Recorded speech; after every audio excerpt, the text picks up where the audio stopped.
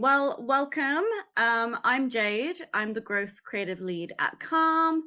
And for the last 4 years, I've led a very small and nimble team. We're literally a tiny team of like strategists and designers. So we work very fast and nimbly. And I've actually been at Calm for over 8 years now. So I've seen the business through pretty much every stage.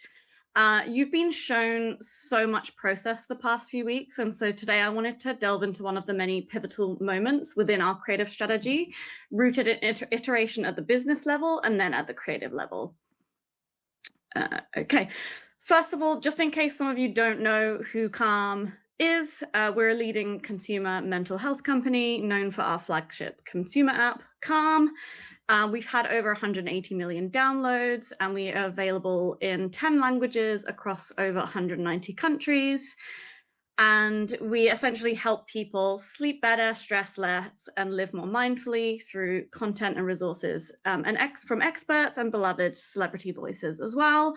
So with this in mind, imagine you have a reliable workhorse. In this case, talking about stress and anxiety, and the solution being mindfulness and meditation. And that served your business really well for a long time. But it's no longer enough to sustain growth or grow further. So at Calm, we faced this challenge head on, and we needed to unlock new messaging and new features within the product itself. So many of you will hit this sort of point all the time within creative strategy where what is working for you stops working, and you have to continually rethink the way you position yourself within the market. So building new hypotheses and iterating on them is something that, as a strategist, you have to do pretty much on a weekly basis. And as some of you probably know already, it's a bit of a losing game a lot of the time. We're constantly losing in creative strategy, but we need to be systematic in how we approach the work that we do. So let's dig in. First of all, I just want to take us down a trip down memory lane. A lot of people who know Calm will know this type of ad. So these are really early Calm ads. I'd say a lot of them are from like 2017, 2019. They're sort of anti-ads, right? So a lot of what you've seen today, it's like the opposite of this in many ways. Like Calm has always been like disruptive to the feed in a slightly different way. Very nature focused, very minimal. And also the approach that we took pretty early on as like a scrappy startup was like done is better than perfect. Try things, think about all the different messaging angles and types of ads we want to put out there, just get it done, put it out there and test it quickly. And of course, you can kind of see here within these ads is the language is very simple. Feeling anxious, can't sleep, stop scrolling. Back then, no one was really doing this. So we were disruptive by doing this. Now, that's all in the common sort of vernacular. So we had to obviously do more with time, but early on, these had excellent results for us. And then we went down this quite strange path. And like some of you also might recognize some of these ads if you followed Calm. Our past team lead, Nick Candler, he championed utilizing sort of like trends in the social space. So oddly satisfying, weird hooks, things that don't even make sense. Why is there a tractor in a Calm ad? I don't know, but it worked and it scaled. So we were always willing to like try things and be a little bit experimental to get people to stop scrolling so that we could share our message with them.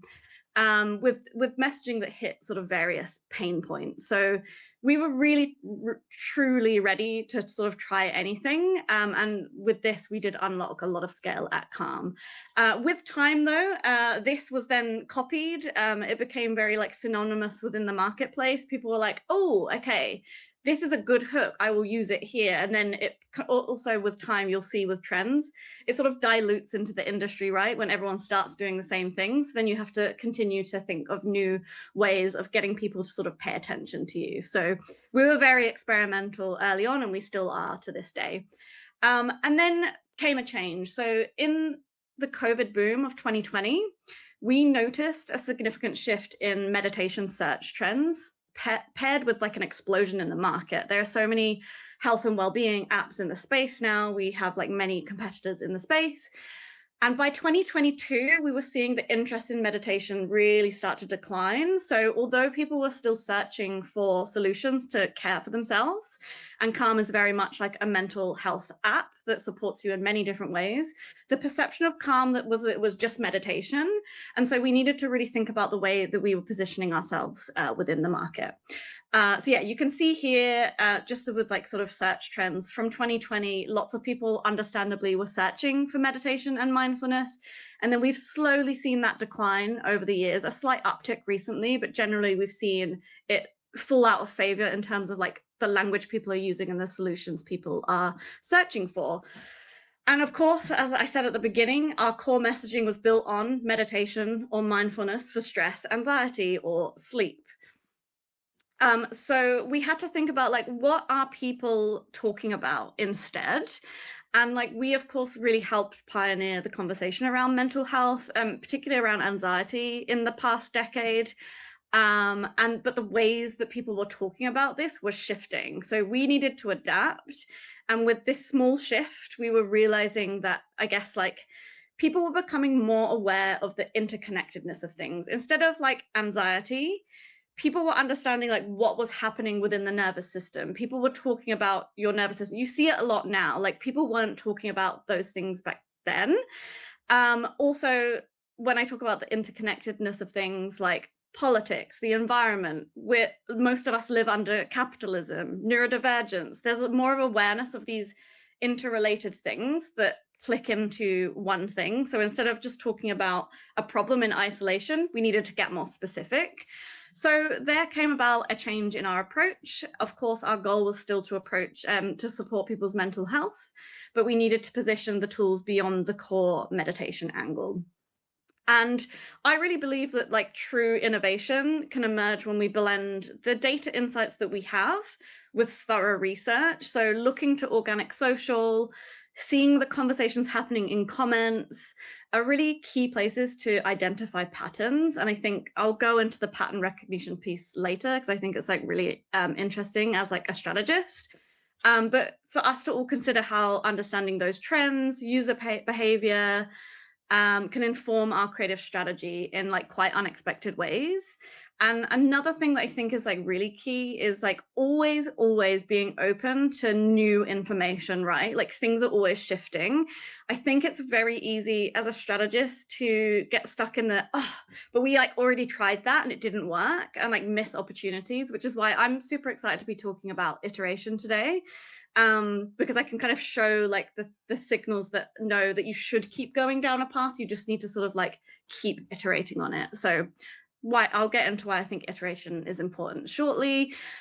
So this is now like what we did. And I also want to acknowledge that some of us don't have the power to like add things into our product or like add a SKU, but I think it's a really good example of iteration. So for many, many years, Calm had been expanding its library of music, which was kind of an additive feature to the core product, with like music for focus, relaxation, sleep, but we didn't really use it in our advertising or creative strategy because we didn't really have a unique differentiator yet. I'm just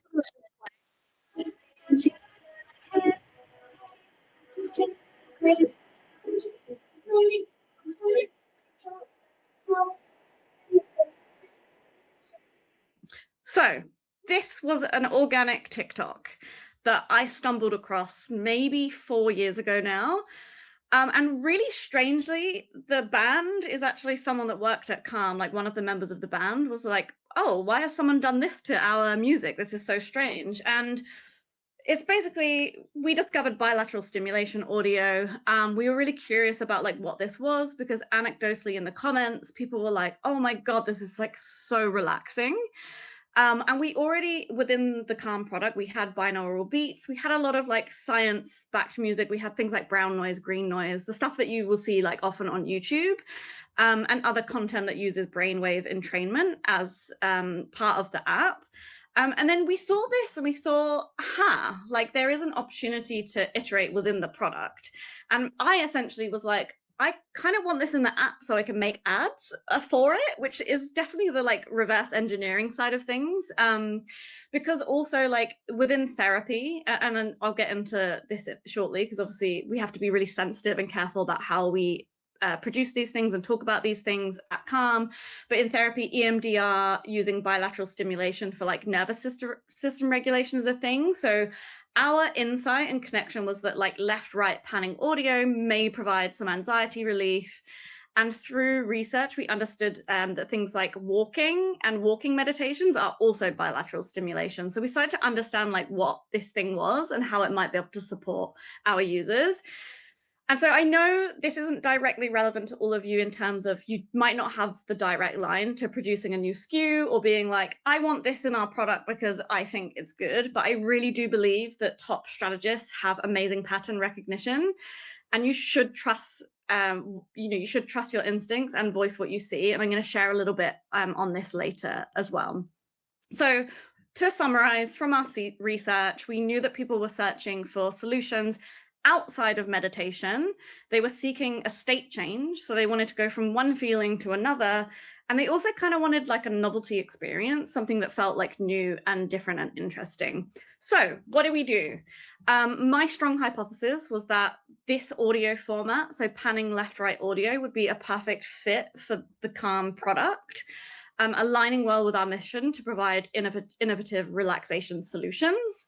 So by seamlessly incorporating these audio elements, we wanted to test their effectiveness in ads, but also enhance the overall user experience.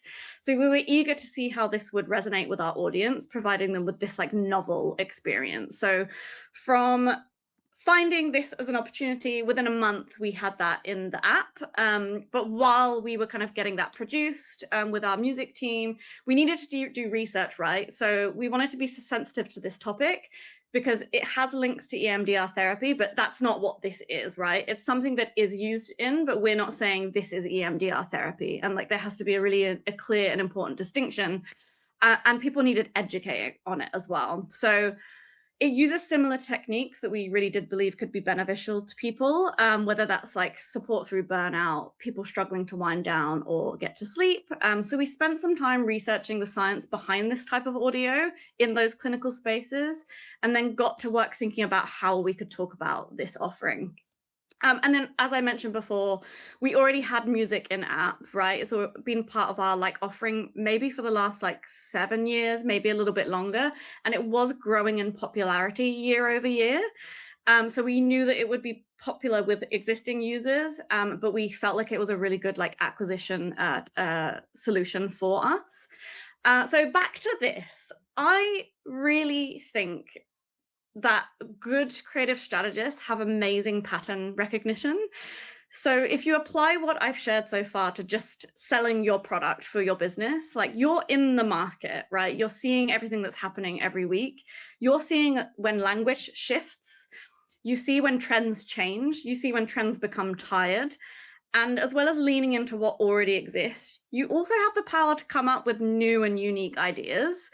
So I took a small thing that did already exist that people were talking about, but I expanded on it, right? But I think this is like one of many, many examples of how you should trust your instincts and your hypotheses. They do matter.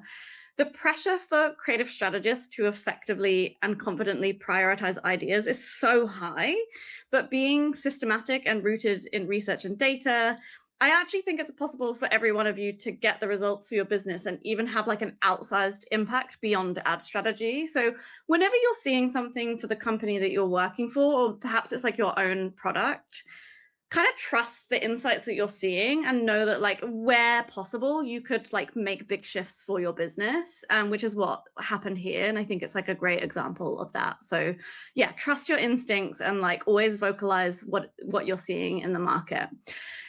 So what did we do? Just to recap, we obviously did that research on organic social. We also researched like within science and like understanding like what this thing is. We partnered with our content team to get it in the app. And then we tested ads. We only tested 3 ads to begin with, just to validate it. And we didn't spend a ton on those ads, but very quickly we could see that there was like high opportunity. Then we iterated, so we were like testing different messaging angles, sleep, anxiety focus, as well as like different formats. And I will share some examples of those later as well. And then I make this sound easy, but then we scaled. So I'm just going to share here. The sound is off. Like, I am happy to share this deck after, and you can go in and watch these ads. But these are the 3 ads that we started with. The 2 on the left, these were built in-house. And then the one on the right is with an influencer who created a really, really simple UGC ad for us. The in-house ads you'll see are like fairly similar with slightly different visuals and a slightly different script.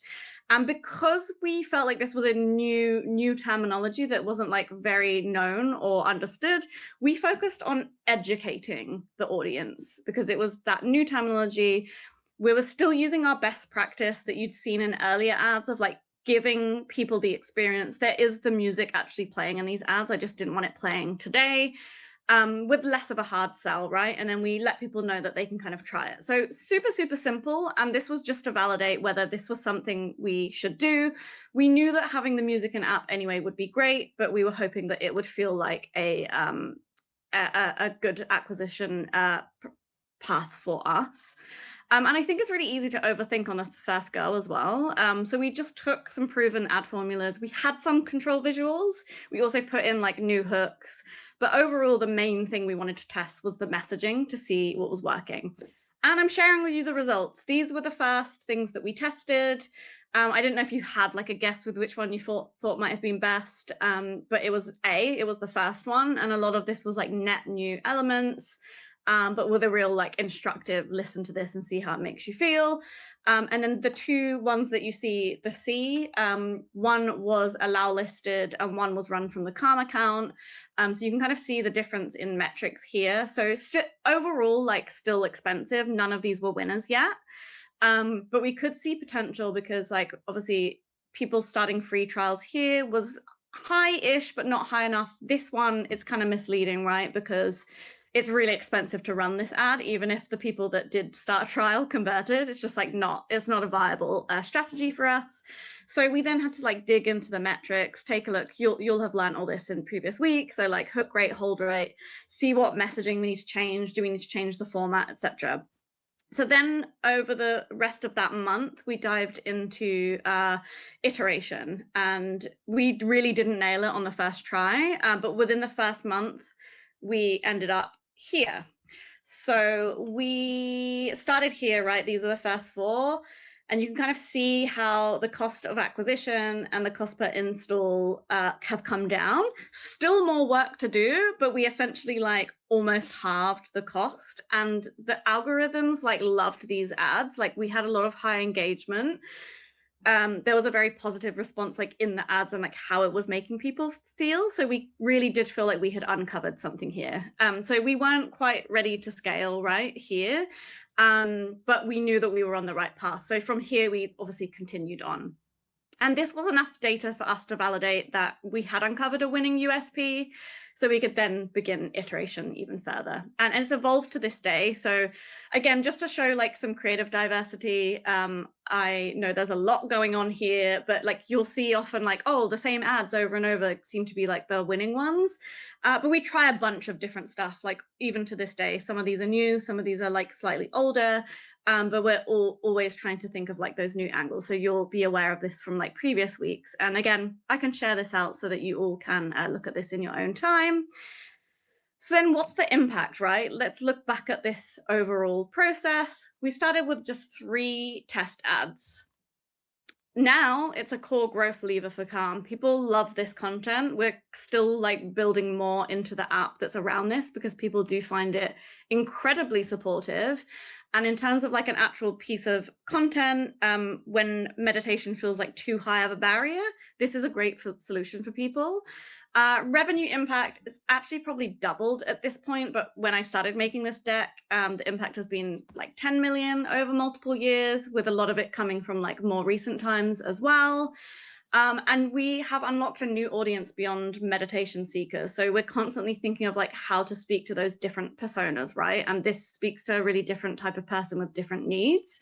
And then did we scale? I'm happy to share some metrics here. So these are individual ads.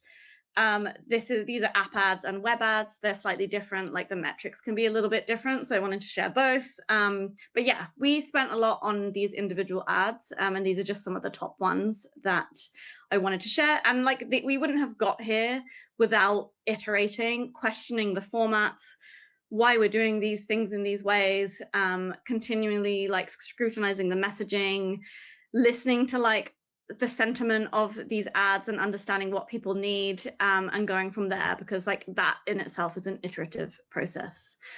So I hope that was helpful. If you have any questions, feel free to drop them here, but thank you so much. Jade, killed it. But anyways, we would love to bring our next speaker to the stage. So everybody, we keep this going. Let's welcome Daniel to the stage. Let's throw some love in the chat. Hey everyone, thanks Evan. How's it going? Hey everyone, I am so excited to be here chatting with you all today. My name is Daniel. I'm the creative director at Harry's for growth marketing. I've been here for a little bit over a year and it's been such an exciting journey. My creative strategy journey started actually in 2020, right when it was just beginning to like kick off. Very, very new. And I remember just trying to do research. There wasn't a lot out there. But over the last 6 years, there's been so much, and I'm so excited to just share a little bit with you. I'm based in New York. Just wanted to put that out there. I saw someone in the chat say, "Where are the New Yorkers?" I'm a New Yorker. Where are you? My experience, I started at Power Digital. That was an agency. There I worked with like Proven Skincare, Immersive Van Gogh. If you remember seeing them, I did all their ads during that time, and that was fun. And then I moved in-house at Bespoke Post, and now at Harry's.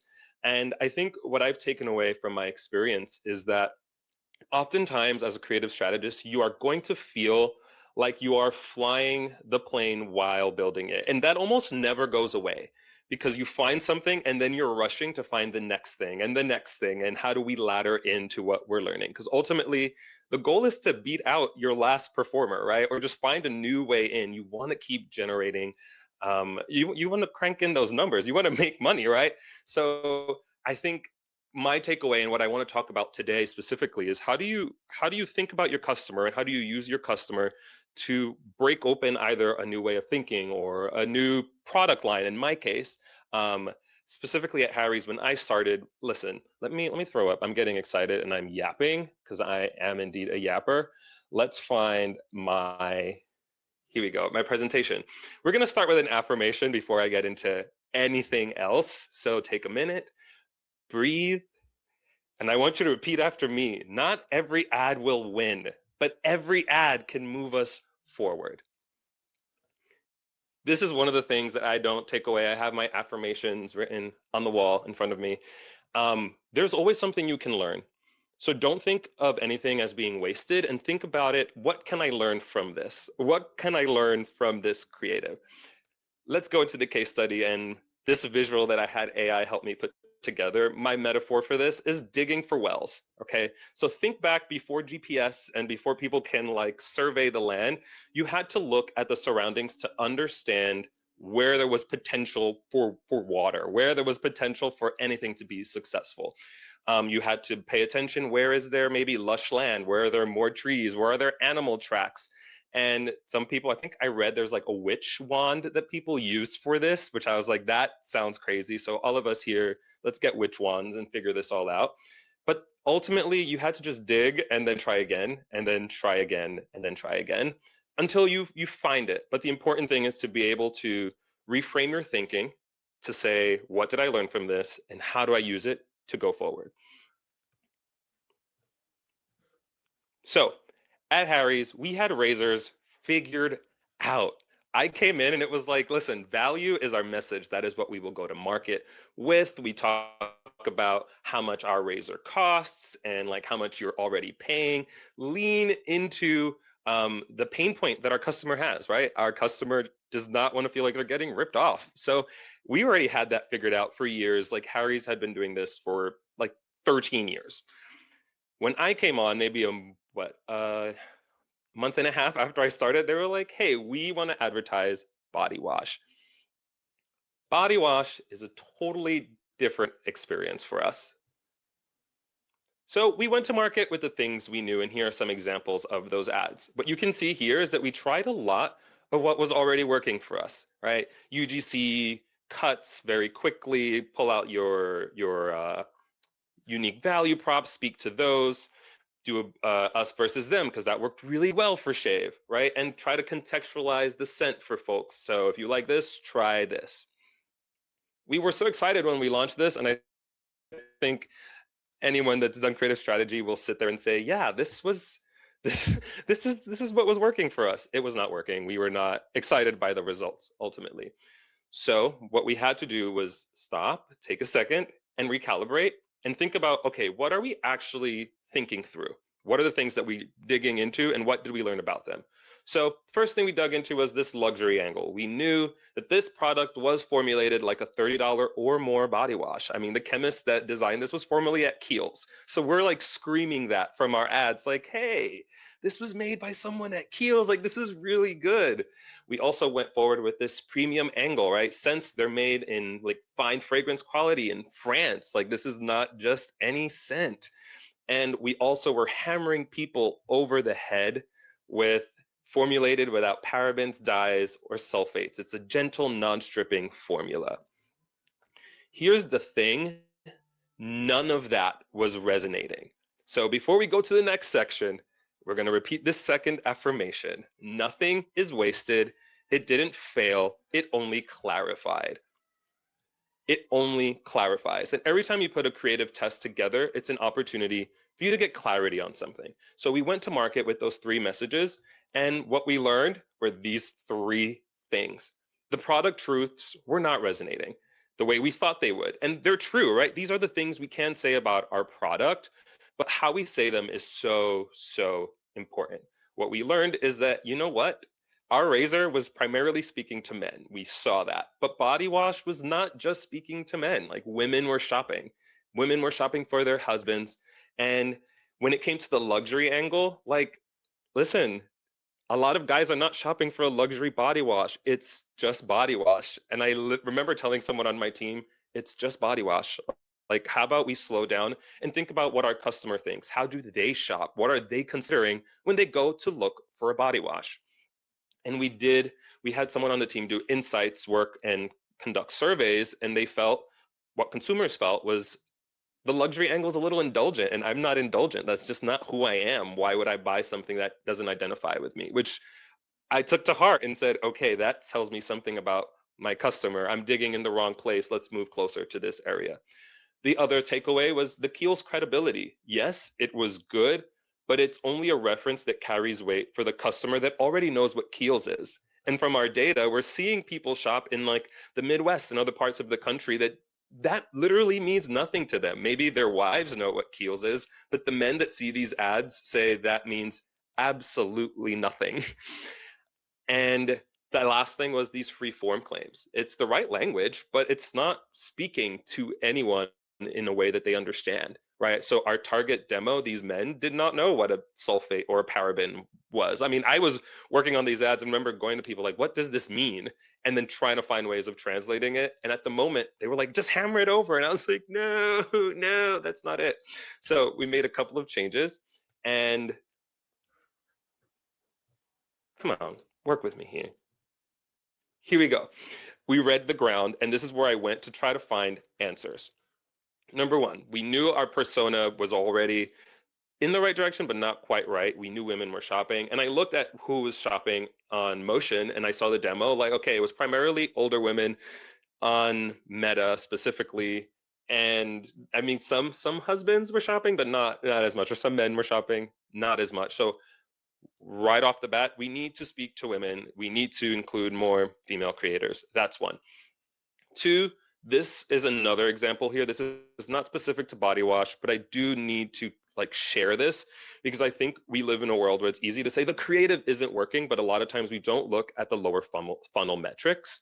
And there was another product we were working on where everyone was saying, hey, the message is not resonating. But what we realized very quickly is that the ads were doing their job. People were stopping, people were adding to cart. But when it came to purchasing, that's where we saw the biggest drop off. And I had to turn around and say, like, hey, the ads are getting people here. we're struggling with our offer. We're struggling with maybe the fact that shipping makes the product now double the price. And as you see, like in this bottom row here, we saw spikes and better like conversions once we either got rid of the shipping or we gave another coupon so that folks can actually complete their purchases. So when it comes to reading the ground, yes, look at your creative, look at the language you're using, look at who you're speaking to, but also pay attention to how the ad and the journey that leads to the conversion are working in tandem, because you want to understand where people are dropping off. The second thing we did, and I'm very passionate about, is dig into your reviews, go into Reddit, anywhere where customers are speaking about you. They are not performing. These are honest, very real observations, thoughts, feelings. Like you can mine this till the cows come home and learn something new every single time. So here I pulled just some of the reviews we saw and some of the Reddit threads that I found. Like we had a lot of women responding and saying, I love this product from my husband. After a shower, not only does he smell good, but so does the bathroom. It's a win-win. Like she just loves being around him, right? And then we had this man say, a lot of body washes dry out my skin. This one doesn't.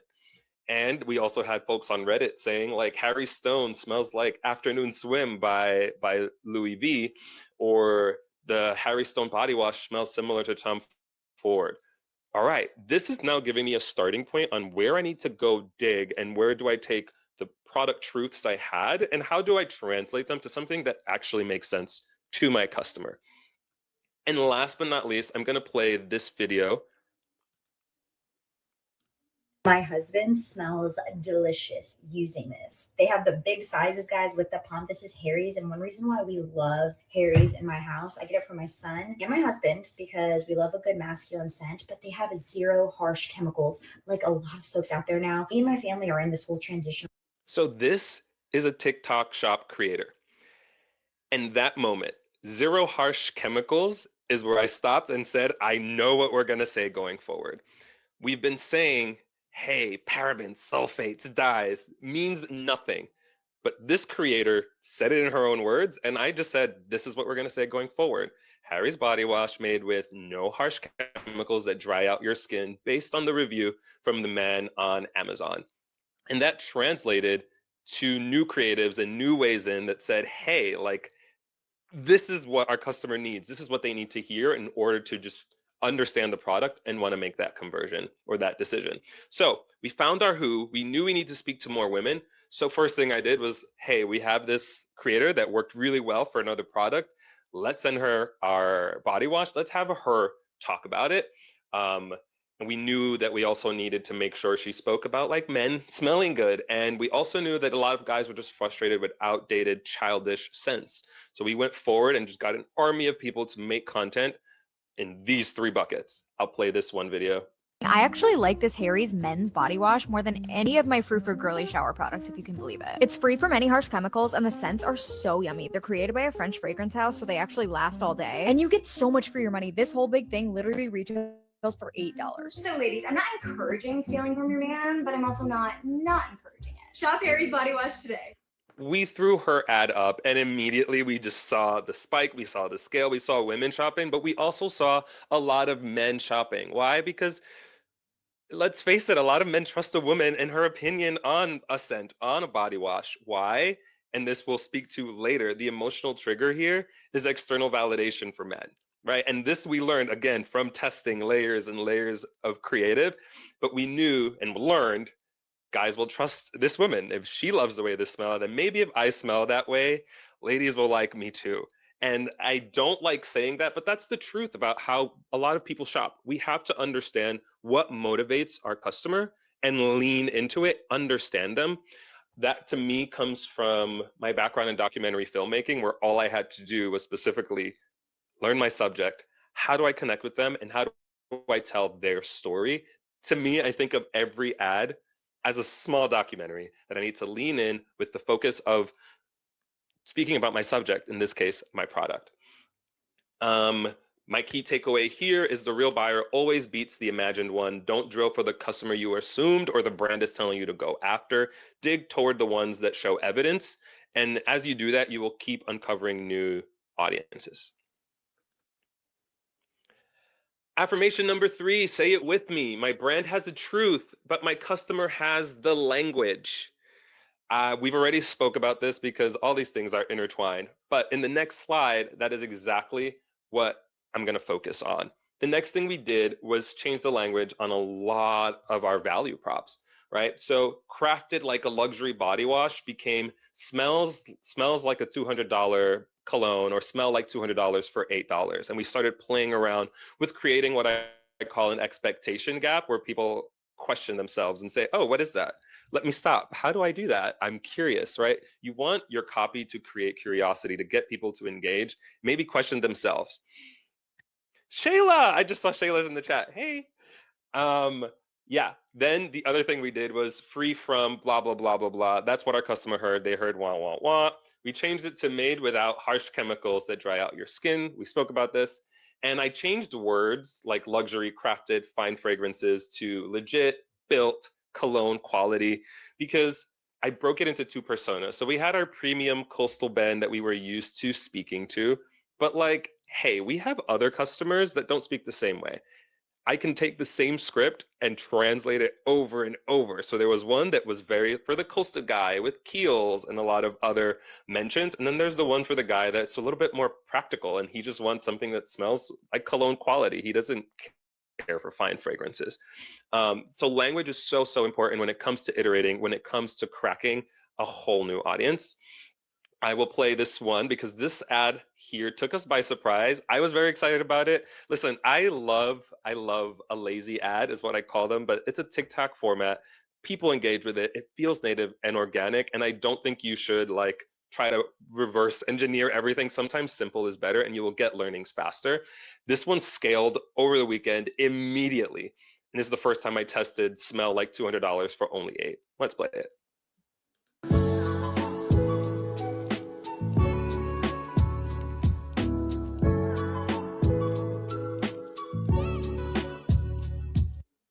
Very straight format, very repeatable. Like, it was just so easy to do this, but I think what worked here so well was there's a dupe, because we've heard people talk about dupes. I'm like, okay, there's a dupe, people will stop for that. Smell like $200 for $8. I want to do that. Create desire with your copy, create desire with how you speak to your product. Pro tip, and I've started doing this more recently, is build a Claude project that pressure tests your copy and use your reviews and Reddit thread language as inputs to translate your value props to language that actually matters to your customers.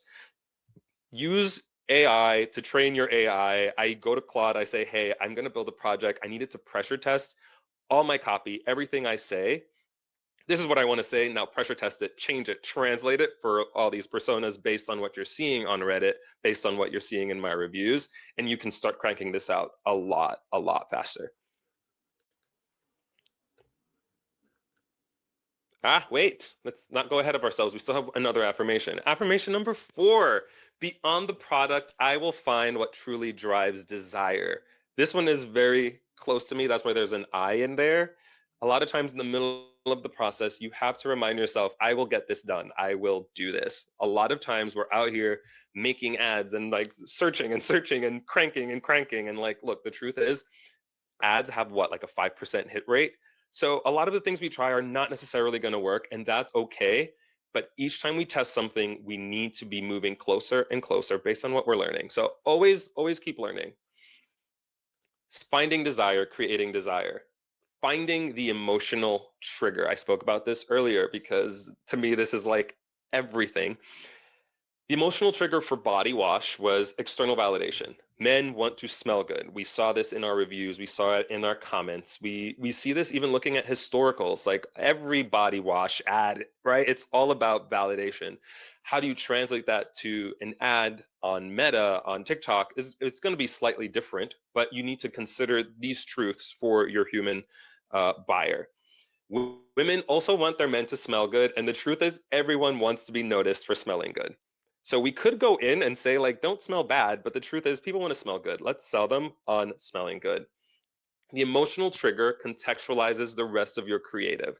So what I'm going to share here, I call it's the contextualizer, because we were able to put this at the beginning of like 4 other creatives that had like mid results, and they all took off. And like the top 4 ads for body wash in the last 365 days all had this at the beginning. Either this was a standalone creative or this was the hook that contextualized every other value prop for the what times we stitched it together with other videos. Let's play this one. Hi, sorry.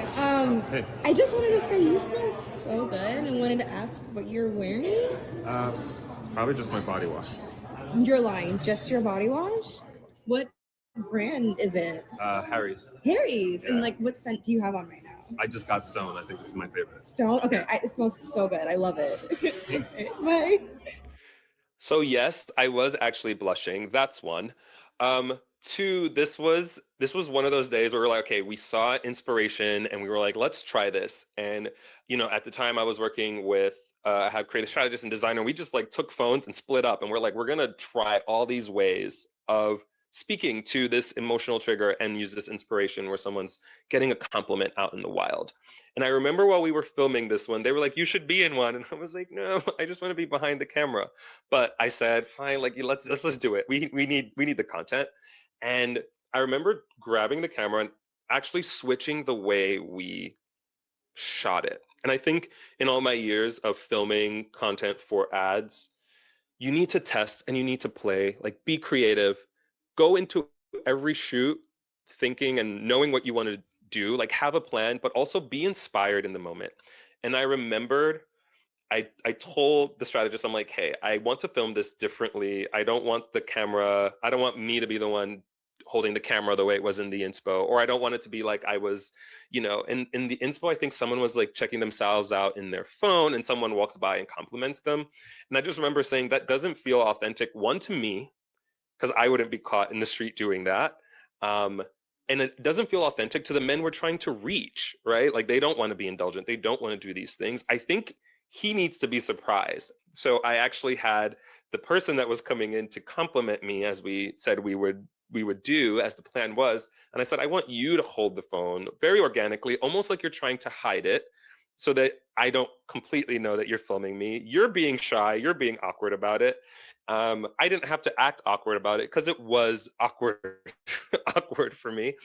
But like this one take is the one that took off. And no matter how much we tried to stage it again, it would never take off. Why? Because it felt so organic and it was so real in that moment. Yes, the blushing, the awkwardness, like it came in handy in that moment because I was really feeling that. But I think the key here is how do we lean into understanding who our customer is, how they think, and then how do we create the content that will either resonate with them, will communicate with them, and can feel real and authentic. And I know we stage a lot of things, we plan a lot of things, but that's how your ad is going to break through. The more and more you can ground it in reality, ground it in the native trends we're seeing and how people are using social media to speak, the more and more you're going to break through. And that's kind of what happened here. I mean, this ad was out of control this went up in like last May. And I remember I was actually in Paris when people were writing to me, I saw your video, I want to buy your body wash. And I was like, what is happening? And then it kind of kept through all the way through about November is when it started fatiguing. And what actually happened in the account is we had 4 iterations with this as the hook. And as one fatigued, the other one took over. And then they would just like cycle through and through. It was like the craziest thing I have seen. So my advice to everyone, find your emotional trigger and then find the ways of like communicating that in the most authentic, realist way that hits your customer right at the core, because then everything else you say is contextualized by that. And it kind of just becomes undeniable. And last but not least, as we all do, we have to stack your learnings and keep testing and keep testing. And even though we found that one, we had to keep going. Okay, what's next? How do we ladder this in, or how do we like speak about other things? And here are some other ads that kind of came from that process, and we have seen the performance on each of them. So this one line, smell like $200 for $8. That worked really well for us. And then I tested it on several images, and this one won out because my hypothesis is guys want to see the diversity of options. One of the things I learned is that a lot of the other brands out there don't have as many options as we do. Maybe we should lean into that. And this Dupe on the Dupe alert one, since we know Dupe's work, I will play this one Word on the street is Harry is selling an $8 body wash that smells like Lalabo. You can smell like $200 for only $8. The Fig body wash has bold, rich notes of cedar and orange, crafted by a French fragrance house. It's also made without the harsh chemicals that dry out your skin. I found the best smelling men's body wash. When this ad took off for us, I actually remember leaning back and just laughing because this just felt like every insight that we had learned over the last like 6 months stacked together very neatly into a script. There was not a lot of overthinking and not a lot of polish. It was a very simple, we know the Lalabo works for us. This is the dupe. Word on the street is this, and this. We said it's Lalabo, and then we translated it because we understand some guys don't know what Lalabo is. So we start with Lalabo, and immediately after we hit them, you can smell like $200 for $8. For a Fig body wash. You stack it through. We speak a little bit about the scents. When it comes to scents, you have to explain what it smells like. Fragrance. Also made without the harsh. Our favorite line, made without the harsh chemicals that dry out your skin. Keep laddering, keep stacking your learnings, and that's how you're going to end up getting undeniable winners time over time over time. Will they eventually fatigue? Yes, they will. Find a different format, find a different way in, but the truths are not going to change. Once you find how your customer speaks, that's your bread and butter, and you're going to have water for a long time. So that's my time today. If you have questions, so excited for everything you guys are going to do. So my last affirmation, it's okay to rinse and repeat, guys. Rinse and repeat. That's actually my favorite line. Don't give yourself more work than you have to. Rinse and repeat where you can, and then iterate from there and keep digging for water. Awesome. Everybody, we had calm and we had affirmations coming through. Incredible. Everybody, show some love in the chat. Daniel came up here and absolutely crushed it. Daniel, it's so funny. There's a lot of people who are like, okay, going to buy Harry's right now. Just make sure you Listen, go buy it. Solstice is my favorite scent. Not even going to hold you. Like, this is the real one. I love it. And everybody who's listening in, I think like this is the power of like great creative strategy, right? Like you've seen it from Jade, you've seen it from Daniel, but it's like you have to have some belief, of course, in what you are offering to the market, but then bringing it to market in the language that resonates with the audience. So essential. So let's kick off some Q&A. Let's have Jade join us back on stage and get the trio back together. Hey. Hello. Amazing. Everybody, this is your reminder. We got the Q&A tab up there. If you can, head over there, get your questions in, or upvote anything that's super top of mind for you. But I'm just going to be picking from what I see there. So the first question that I wanted to bring up is that I've actually seen so many different variations of it. So I think we have covered this before, but I'd like to know from both Daniel and Jade, how many ads should you deploy when developing iterations, for how long and how quickly? A/B testing, just the general process. Thank you in advance. So questions we've gotten that I've seen throughout is mainly around volume. So Jade, I'm going to toss this one to you first, and then Daniel, you can pick this one up after, if that works. Sure. I feel like this is always a question that we wish there was like a one-size-fits-all answer for, and annoyingly, I can't give you a specific number. So like obviously our business is bigger, but we have gone through periods of like lower scale. So like we currently have like web ads, which works differently to our app ads because apps, we run a free trial. So for our like free trial, it takes like 7 to 10 days to get like the full picture, right? So we need to spend a little bit longer and potentially a little bit more money spending on those ads. So, but when we're lower scale on the app side, we're maybe just doing like 5 to 10 ads a week. When we are spending loads on app ads, we might be like 200 a month or more. So it really depends. And I know that's sort of frustrating. So I think like the way I sort of think about it is if you're at high spend, you can kind of test 5 to 10 like concepts concurrently, right? Like that's kind of reasonable. But if you're at low spend and like you're with a business that's smaller or lower scale, like I would really focus on like 2 to 3 concepts max. And for example, you know, when I shared the presentation earlier, I started with just 3 ads with like slightly different processes within them, but 2 of them were quite similar. And for us as well, I think it also depends on your business, like how much do you spend to get like statistically significant data for to be able to declare it a winner. That is also a variable across a business. So for example, because we have like web ads and app ads, web ads, we can spend like less because we have direct purchases. So we know maybe within a few days if something has potential. But on app ads, we might need to wait 7 to 10 days because we're optimizing for trial start and some other things that sort of like help validate that. But like we need time.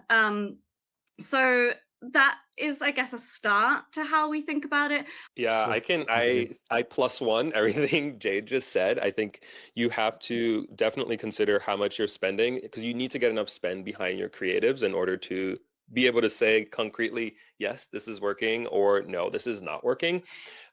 Specifically when it comes to iterations, I'll share something real quick and I will package this up so that folks can have it. I made this a long time ago for my team internally, but this is the way I think about breaking down iterations when I want to test something specifically. Let's bring this up.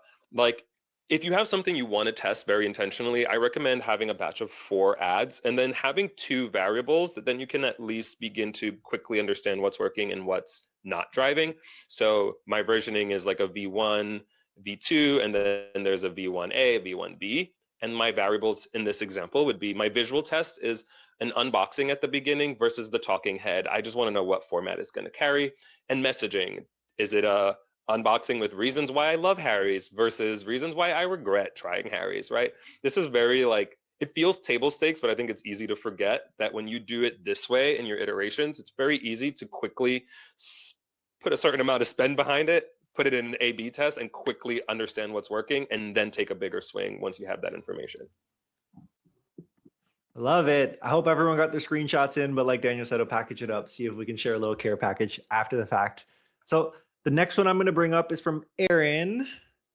So Aaron asks, is it the creative strategist's job to learn the audience or should the brand team be doing the customer insight work? I think this also compounds because both of you had like scientific claims or medical claims included. So there is that added layer that I think both of you can speak to well. But maybe Daniel, you can kick us off first this time, and then we'll kick it to Jade.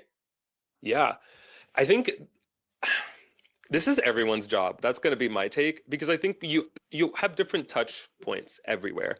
I connect regularly with the CX team and I'm like, what are people complaining about? What are they asking about? What is going on? What is going on there? Then I go to the brand, like, what are we developing? Why are we developing it? Like, what are you seeing? Especially for us at Harry's, we are omni-channel. So I'm not just measuring how our ads do on Meta. I'm also thinking about what's the halo? What does it do on Amazon and at Walmart and Target, right?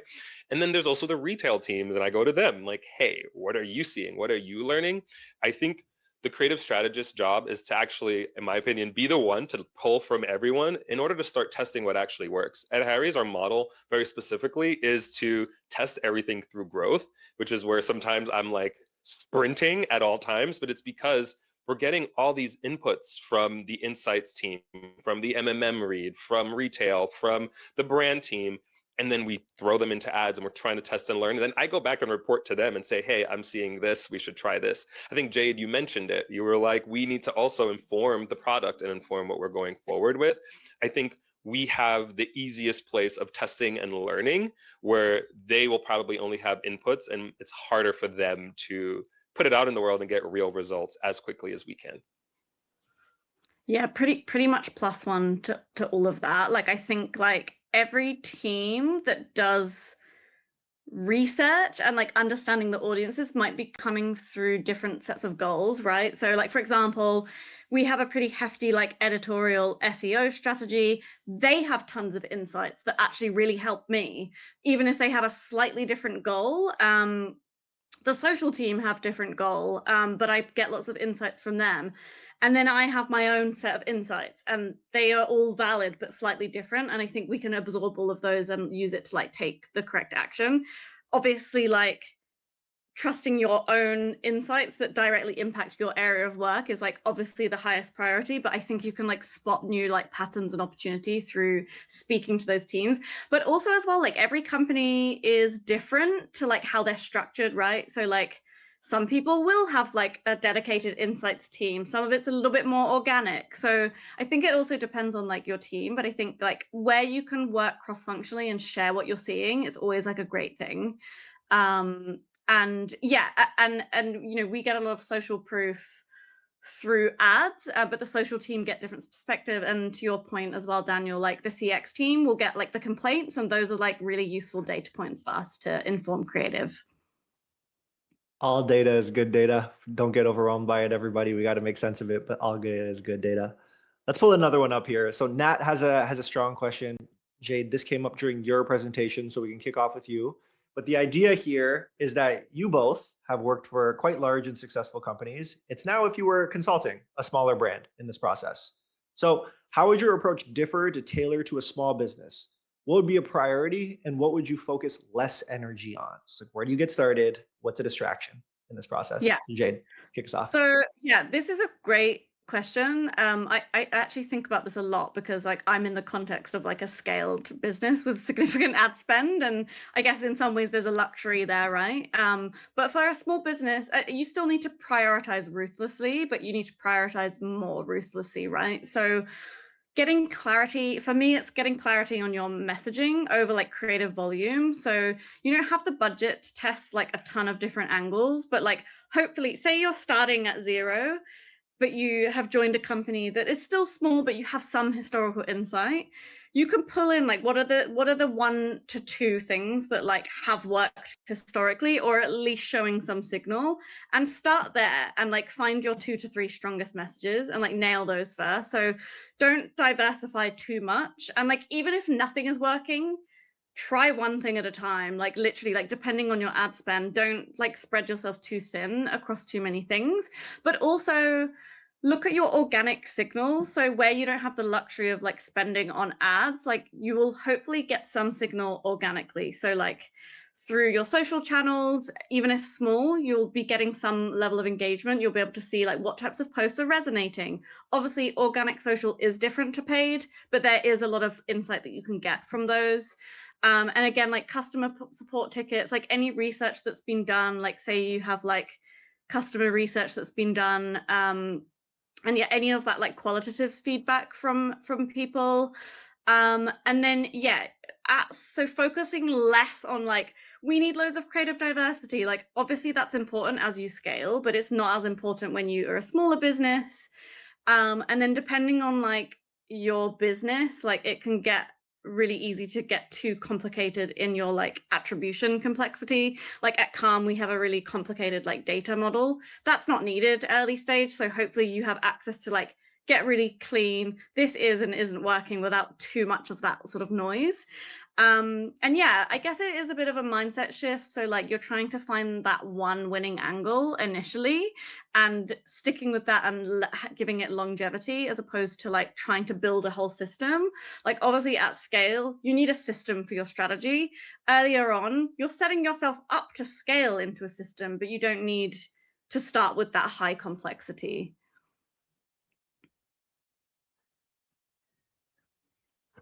I can give some color here too. I love this question because every so often I do some like consulting work, and I've worked with a lot of small businesses, and I actually get really excited because I think it just reminds you, and it takes you back to square one where you can stop and think. And I think one of my approaches, like I said before, I love to play. I think play is so important in what we do. And for me, it's about understanding the product, right? So maybe you don't have a lot of like insights from like your customer, and maybe you don't have all the reviews. What's the product? What's the benefit?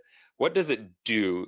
And then how do I dramatize it? I think that's like the easiest place to start, because what you want to do is convey a message about the product.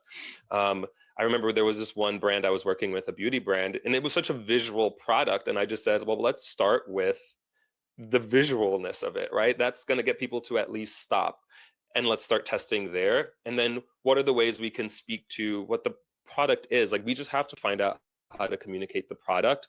So to me, it really is on using what you have and like exploiting it to get new insights and what you can like learn from it. I think the other thing I would do is I always look at competitor ads, right? What am I up against? How are the people speaking? What is going to market? And what are some of these very simple table stakes like creatives, right? Like grids, for example. Like you use them all the time. Like it's simple, especially now in the age of AI. Let's make a couple of grids with different messages and show the product, and let's start testing how should we show the product and what will people resonate the most with. Like I think you start there and ladder up. And a lot of times, even at the agency, we didn't get all that insights from our customers. We were just, here's the product, and I would like send me product, and I would spend time like pouring things into my hand and playing around with light, right? Because I did a lot of the filming at the time. How do I get this goop to look a little bit juicier? Like, how do I speak to the premium points I already know for this industry? So understand the vertical that you're in. Is it beauty? Is it lifestyle? Is it apparel? And then how are people going to market with it? And how do you start speaking a similar, if not the same language with your own value props? Huge. Okay, this next one I have here might be a bit of say the quiet thing out loud, but I think it's a good one, and I would love to hear both of your perspectives. So the question from Vass is, for both of you, is it important for you to truly believe in the product you are working for, or would you work as a creative strategist for any brand? Jade, you want to pick that one up first? Well, I love this question. I mean, for disclosure, I love Calm. I came to work at Calm because I loved it, but I don't think you have to truly believe in it. I think you need to understand the product that you're selling. And you need to understand like the motivations of the customers for that product. But I don't think you have to. I think it can help if you're interested in it because, you know, you're engaged with it yourself and it can help fuel creative ideas, but it's not essential. I think you'll just need to like really understand like the motivations of those customers when it's not you, right? And it's just kind of digging into all that research, understanding like user psychology, understanding people's motivations, understanding the market that it sits within, and then you can absolutely do it. Yeah, for me, this one's tricky because I feel like I ask myself this every time I'm going to take a job somewhere. And I think the truth is that you don't have to truly believe in it. I think the job is easier when you do. I think for me, I get excited about like grooming and beauty and like lifestyle and apparel. So I'm always going to gravitate to that. But I don't think you have to. I think for me, when I went to Bespoke Post, that was a lot of just curiosity, right? Like, this is different. This is a subscription box with, I guess, lifestyle things. Like, let's try it. And this is a step up in my career, so why not? I just think you need to understand. I don't want to say what you're good at, but like what you bring to the table, what drives you forward, and can you apply it to that brand? Because I think as a creative strategist, we all have different strengths. And like I come from a storytelling and video background. I know people that come from a more channel management background. And it just becomes more about, is your skill set a fit to drive this product or brand to the next level? Because then you will be successful. And that's the way I think about it. Thanks for answering that one, you two. I think for everyone in the chat, there's the extreme version of values and morality that come into play that I think we can say everyone will draw their line in the sand there. Like that's a no doubter. The one interesting thing that I think about as I've heard the answers and see the chat, the thing I'm thinking about is also stage of career. So if you're getting started in your career, it's actually quite beneficial to be exposed to all different types of industries, brands. It's like fire by trial at that point, or trial by fire at that point. Whereas like you're talking to two really established people here, like they have the pick of their litter at this point of whatever starts to line up. So I think it depends also where you are in your career is what I'll say to the audience as my perspective. All right, so I think we have time for a couple more questions. The next one I want to pull up is from Ashley. It's more of a communication question, I think, at this point. So Ashley's referenced a client, but it could be an internal team member. But what if you have a client or internal team that insists on using a specific USP, but you know it's not working in the ad? How do you navigate this relationship and conversation? Daniel, you want to kick us off with this one? And then Jade, we'll pick it to you. Yeah, I've been in this situation so many times, and I don't know, maybe I'm just petty, but I'm like, let's test it. Let's put together an A/B test. Let's test it. The USP is like a unique selling point. So like they probably have something they want you to be saying about the product. And when I was agency side, I ran into this a lot because they would tell us, this is what we need to say about our product. And I was in the role of saying it's not working, but let's put together a test and let the data speak for itself. And I think that's the beautiful thing about what we do. And as a creative myself, it's like, this takes all the subjectivity out of the matter. Let's put it to the test and understand whether it's working or whether it's not working. Like I said, every test will just give you clarity. So in doubt for anything this or anything that you need to prove to someone it doesn't work, let's spend the money and let's find out. I would love to be proven wrong. But when I'm not, I'm just like, hey, told you.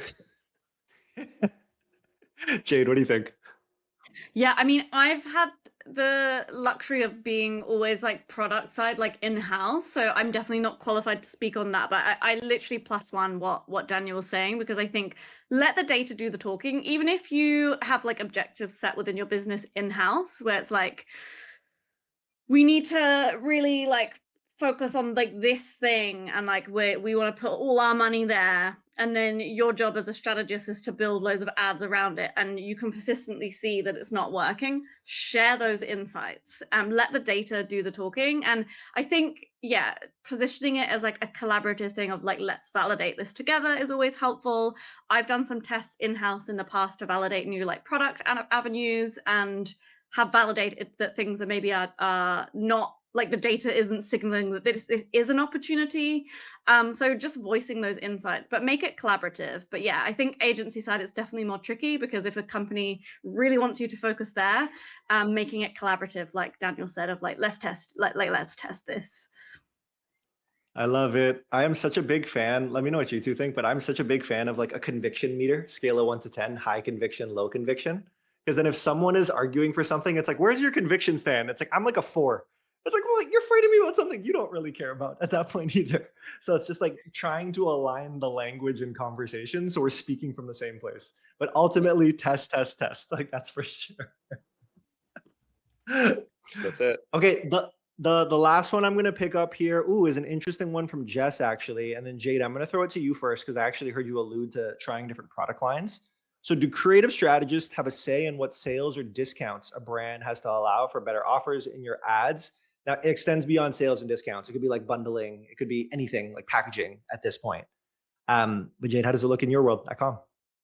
So I don't have as much of a say in this. Like, we generally like plan ahead with like key moments in the year that we're going to run sales, and generally what my role is in with that is like actually having like a creative strategy plan for those times.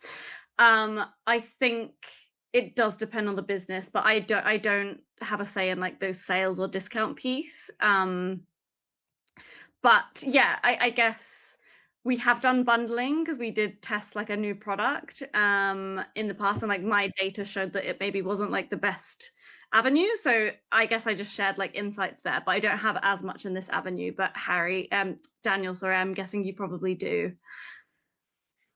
Yeah, I've some, not a ton. I think it's, again, it goes back to the data. So there was that one product on our sister brand Flamingo, where we were advertising this product, and I had to turn around and tell everyone the ads are working. It's at the checkout where we're losing everyone. Like, people are adding to cart. So I think those are the moments where, as a strategist, you can turn around and say, like, maybe I don't have the power to say, like, we need this offer and you should do this type of promotion, but I can turn around and say the ads are working. This is where we're losing people. So we can either keep pushing what we're doing, or we should work on our offer, because I do think the offer has a lot of power over how your creative performs. When I was at Bespoke Posts, and I think this also goes to the team, like I think at Harry's, it's like a much bigger company. There's different teams on the DTC side, and we have omni-channel, like there's a lot we are considering. At Bespoke Posts, it was a smaller team, and we were able to have those conversations. And I would suggest, like, hey, we should try this. Black Friday gets earlier and earlier. Like, let's not be late. I think we should actually start earlier. I think as a creative strategist, you can bring, you just shed some light, like just bring it in and let the people that make those decisions. But like, if you have an insight or you have a gut feeling that maybe we should try a bundle, like, lean into it. And if you can and you have the resources, what are other teams that you can lean on to validate it. So one of the things I've done here is I connect with the director of TikTok Shop, and that's where we do a lot more bundling and testing. And she was like, okay, I'm going to create this bundle. Let's see how it does. Sometimes we'll try it on DTC. Sometimes it'll work. Sometimes it won't. Sometimes it only works during like Mother's Day. And we're like, okay, now we know that this type of offer is what we should go to market with. So I think, again, where you can test and make sure you're just sharing those insights, but I don't think it's like exclusively like a creative strategist needs to know this and bring it to the table. Guys, this has been incredible. I really, really appreciate the time. I'm wondering if the both of you have any final last words for our audience. Daniel, maybe you want to kick us off, and then Jade, you can close us out. Yeah, I mean, I don't have last words. I think my encouragement is don't forget your affirmations. Like, I think they're so, so important because, you know, the work, I was joking with the team earlier. It's like the work we do feels a lot like gambling, right? And educated gambling, right? You're making informed decisions, but you never know what's going to hit and what's not going to hit. And sometimes it's as simple as like the razor's orange and people see orange and stop, you know? And it's like, okay, well, you can't outdo that. That's just a product thing, right? But it's, take that moment, dig into your insights, your learnings, and when you get frustrated, breathe, say your affirmations. Not every ad will win, but everyone will point you in the right direction. I love that. Yeah, I think I will go back to what I said in the middle of my presentation is that you have the power to shape your products with your insights beyond just the ads. Like you do amazing work being strategic about the ads that you produce, but like the information that you gather through your creative strategy is so important for the business. You can see those trends changing, you can see those shifts. You can kind of be the canary in the coal mine if you're seeing something kind of looking a bit iffy with time, like share your insights. And like it's a losing game, creative strategy, and like that can feel tricky at times. Like, you know, we all would have been through phases of like things just aren't winning, and like that is part of the process, but it's how you kind of strategize through that, right? So instead of being like I'm just stuck, figuring out, okay, going back, looking back into the past, seeing what has worked previously, looking forward, seeing what new opportunities there are, because you just have to continually be creative no matter what, and like that can be exhausting, right? So just finding ways to also step away and like absorb new ideas and things, so don't always just rely on yourself to be like a hub of creativity all the time, because you're not a robot, and you can't do that sustainably. You'll burn out, and I'm sure many people here will have experienced that at points in their career today. It's real. So yeah, trust yourself. I love it, you too. I love it, you too. I love it. Look at this. This is so incredible. So many good things said. And our community, like our chat's been insane. The community is going nuts. So everybody, let's show some love in the chat for these two. They're also going to be on. Let's show some love. Let's show some love. Thank you. Clock it. There we go. Okay. The chats are amazing. I loved reading the chats. Usually I find them distracting, but today I was like, yeah, that's right, guys. I love it.